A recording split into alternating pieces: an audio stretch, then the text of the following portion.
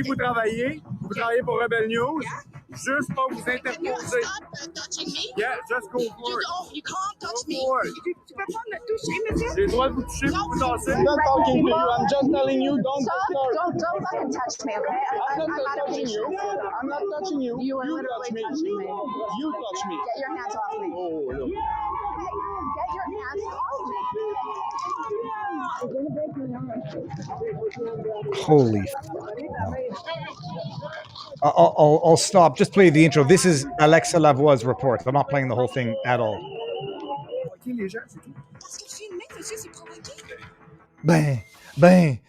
Vous les provoquez, you're provoking them. That's Alexa Lavoie's report. That was the intro.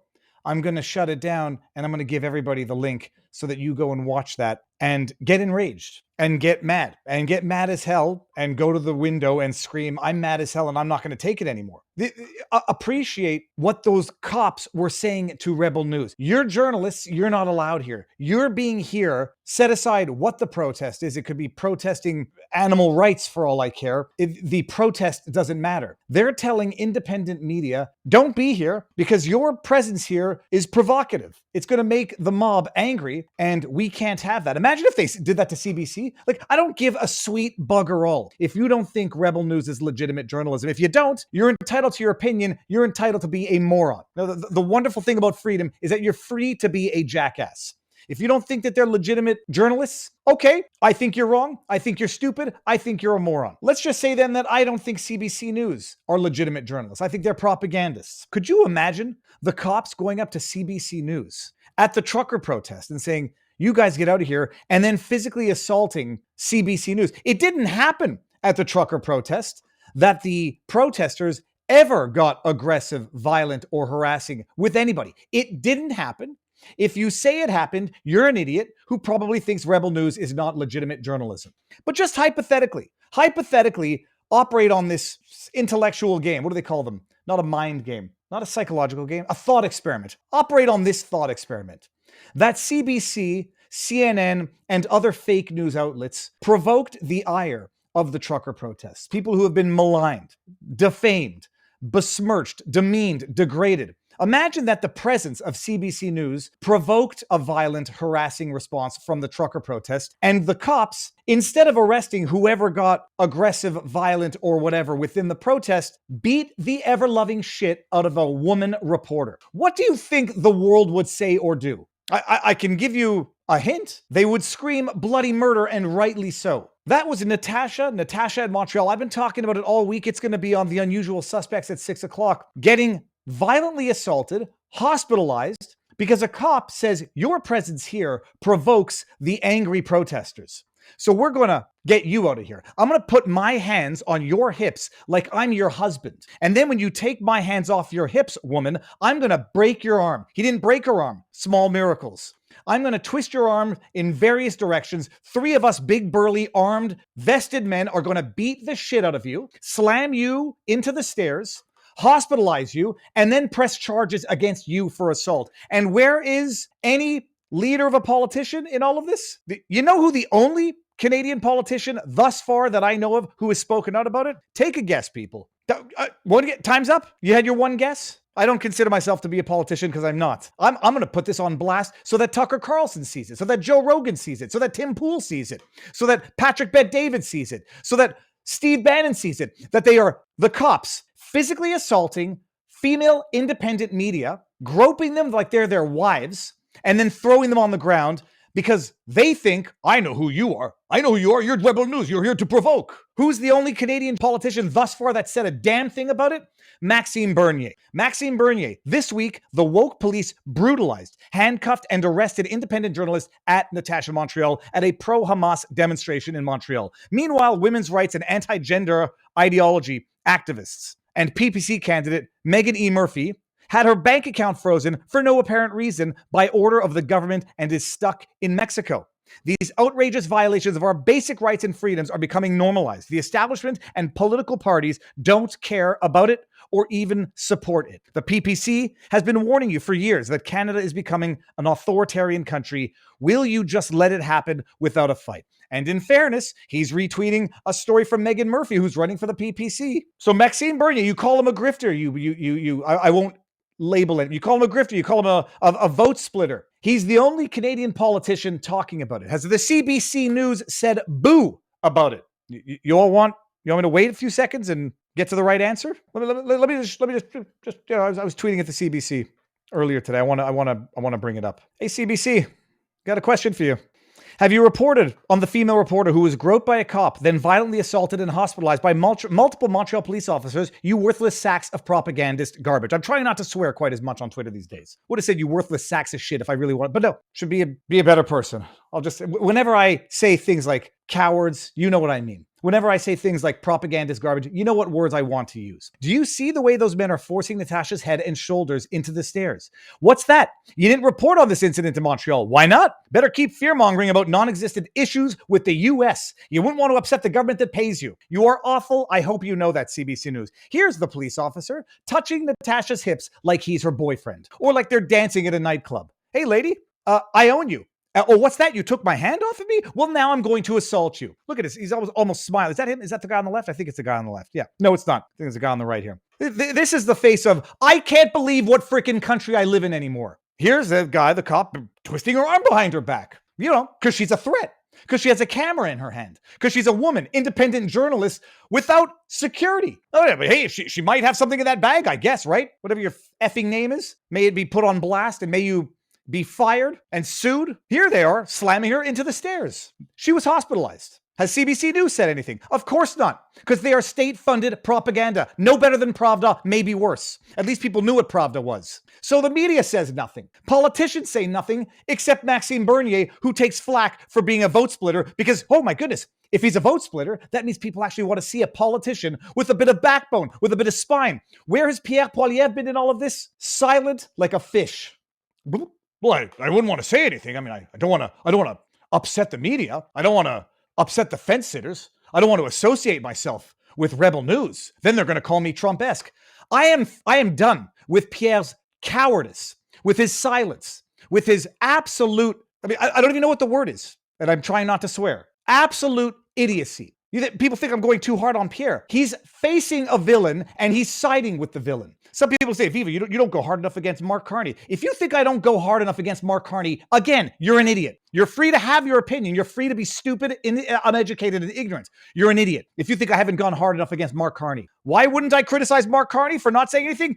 Because he's the problem. He's the villain. And you know what you call the person who has the power to stand up to the villain but doesn't? You call them a coward. And the excuses, the pathetic, pitiful excuses coming from the conservatives. Oh, it's Viva, you've been Americanized by American politics. You don't know how it is in Canada. Hey, I was criticizing Pierre when I lived in Canada. For those of you who want to say, Viva, you're a coward, you left the country. Well, first of all, I was vocal when I lived in the country. I ran for the PPC. I was critical of Pierre for damn near 5 years now. Not to be critical for the sake of being critical. I don't expect Trudeau to change. I was critical of Pierre and the conservatives so that maybe in the 4 years of time when I said, hey, Pierre, maybe it's not a good idea to call Christine Anderson an extremist and tell her to go home. Hey, Pierre, maybe it's not a good idea to throw the truckers under the bus after you took a photo op with them when it became cool to do it and then cool to not do it. Hey, Pierre, maybe don't congratulate Doug Ford on getting reelected with a strong majority. Maybe take the moment to highlight that Doug Ford is a filthy tyrant. And you, as a prime minister of a country, would not put up with the tyranny of the premier of a province. Maybe you do that. I did this vocally when I was in Canada. I donated to the trucker protest vocally when I was in Canada. So anybody thinking I'm a coward for leaving, I was vocal when I was there. Do I want to sit there and get pulled under the water with someone who doesn't realize they need help? Hell no. Do I want to sit in Canada where the leaders are going to remain silent on the most egregious violations of charter rights imaginable because they want to wait for the politically opportune moment to do it? Why the hell would I want to be in the company of people who would see me go to jail, get assaulted by a cop, and then justify their leader to not say anything? You have to be an idiot. Oh, no, Viva, you don't understand. Pierre's playing Canadian politics. Bullshit! He's playing Canadian politics. And if this is what Canadians want, enjoy it. There's no difference between Pierre and Mark Carney. Mark Carney inflicts the punishment. Pierre says nothing about it. He sits there quietly. While, where the hell's Melissa Lantsman? Where the hell is LGB rights Melissa Lantsman for the Conservatives? An independent female journalist just got brutalized by 5-6 male police officers in Montreal. Boo! Little goldfish. Oh no, but Viva, why would they say anything about that? That's Montreal jurisdiction. A prime minister doesn't just have the right, but has the obligation to shout out and put on blast injustices suffered by his or her citizens. It doesn't matter the jurisdiction of the violation, and they have an obligation, an even greater one when it comes from the government. I don't give a sweet bugger all if it comes from the federal, the provincial, or the municipal. Anyone violating charter rights, it's federal jurisdiction. You think the feds don't get involved when in Quebec some of the language laws violate charter rights? The feds have the obligation to get involved when charter rights are being violated, especially by the government. And I don't give a sweet bugger all that it's a municipal, provincial, city government. Oh, the same excuse for Tamara Lich. Tamara Lich and Chris Barber were just convicted of mischief for having participated in the trucker protest. Organized it. I'll even give you, they organized it. I'll give you the strongest argument you could have for your charter rights violations nonsense. All right. They organized it. They raised funds for it. They were just convicted of mischief in the longest mischief trial that the country has ever seen. Convicted on that charge, acquitted on most. And people tell me, Viva, it's the best outcome we could have hoped for. What have you settled for? You have settled for hell. Don't expect me to settle for hell. And don't fault me for saying I'm not staying in hell because I won't even be able to fight living in that hell. I'm going to be fighting in a country where no one will stand up for me if I get brutalized by cops or locked away. So I came to Florida. I think I've done more fighting for Canada than 99% of the people out there when I live there. And I'm sure as hell I'm doing a lot more when I don't live there. But you think I'm going to sit there and, stay here, Viva. We're not going to say anything if anything happens to you because we got to get elected first. Tamara Lich got convicted. Chris Barber got convicted. And now the Crown wants 2 years. The Crown wants to lock them away for 2 years. Above and beyond, or I guess time served will factor into that. Better not say anything about the fact that Tamara Lich, doesn't matter that she's a female, half Indigenous woman, locked away in pretrial detention for weeks, where the murderers get out on bail. Locked away for weeks. Can't say anything. Pierre really's got to play his cards close to his chest. Can't say anything. Just wait, Tamara. Just wait. Oh, that's right. Now you get convicted after a trial, which itself is punishment, unjust, unconstitutional punishment. Can't say anything yet, Viva. Don't be so hard on Pierre. When he gets elected, then he can say something. Oh, what's that? The Crown wants to lock her and Chris Barber away for 2 years. But by the way, no shade on Swift Current Online. And I'm almost being a little tongue-in-cheek here because I don't know what kind of outlet this is. You know who's reporting on this in Canada? Nobody. CBC? Those POS propagandists? Nope. Global News? Not that I can tell. CTV News? Not that I can tell. Radio-Canada? I don't think so. So I have to find it in Swift Current Online, and then I have to, because I know people, just double-check that the quotes are accurate. Double-check that the information is accurate. And lo and behold, it is. They're going to try to force this guy to sell his truck. Chris Barber and Tamara Lich will be back in court today. This is today. They were in court. I don't know when the date is for their hearing. The Crown, by the way, when it's arguing for 2 years for these, want to have like a day and a half of victim impact statements. So Pierre Poilievre, in his infinite political, I don't even know what the word is, courage, in his infinite political so-called conservatism, said nothing when Tamara Lich was arrested, said nothing when she was locked up in pretrial detention, absolutely unheard of for nonviolent mischief, said nothing when she went to trial for 6 weeks over the span of 3 years, said nothing when she got convicted, and now they're trying to lock them up for 2 years, and he has thus far said nothing. You think I'm being mean on Pierre because I don't like him? I'm being mean on Pierre because I expect more from him. I expect more from a so-called conservative. Chris Barber, Tamara Lich will be back in court today to set a sentencing date for their mischief convictions.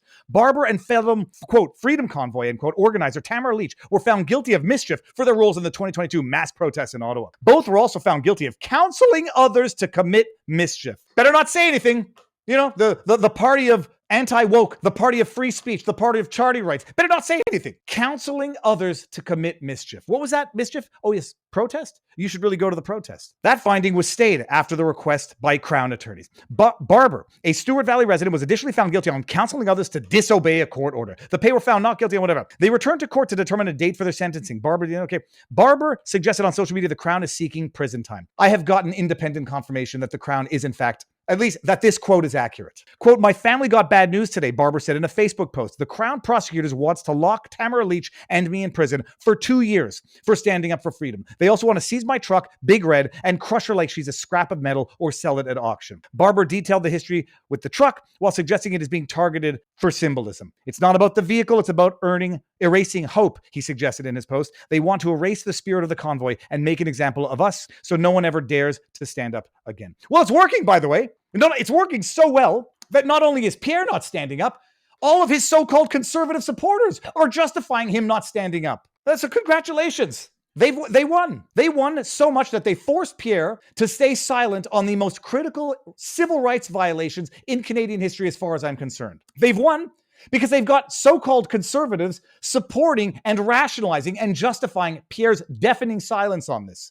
They've won because they've got conservatives self-censoring. They've got conservatives berating others who dare say, speak up, Pierre. Courage is contagious, but so is cowardice. Can you imagine being Tamara Lich? You've had your life ruined. You've been put through hell. You've been locked up for, I think she was locked up for a total of 56 days in pretrial detention.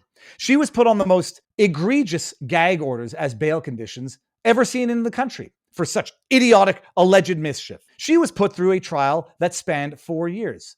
She was just convicted, and now she's got to sit there on social media and see a bunch of so-called conservative Pierre Poilievre supporters saying, he'd really like to say something, Tamara, but it's just not the right time. You're just going to have to wait. That is absolute pure cowardice, and people should be ashamed for tolerating it, and Pierre should be ashamed for embodying it right now. And that's that. That's what's going on in Canada, people.